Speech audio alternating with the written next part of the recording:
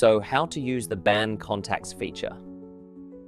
After the bot forwards messages from a contact, click the button below or right-click its message and click Reply button, long tap on mobile.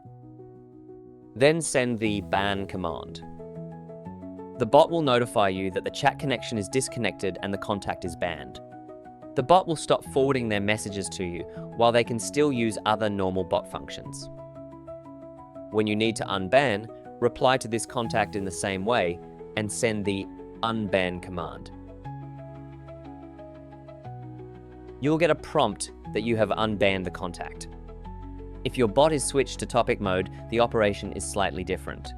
Topic mode supports team collaboration. You can check our previous videos for full details. The link is placed in the comment section.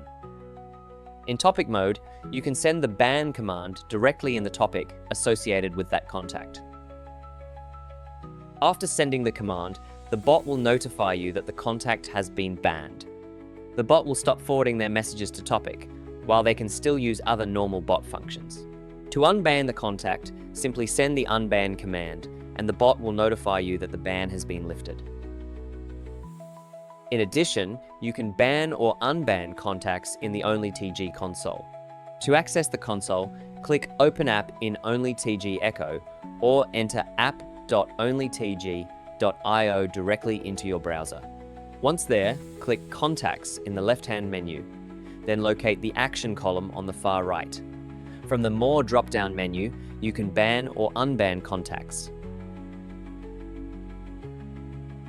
We're still developing more features to help you improve operational efficiency. Follow us to stay updated.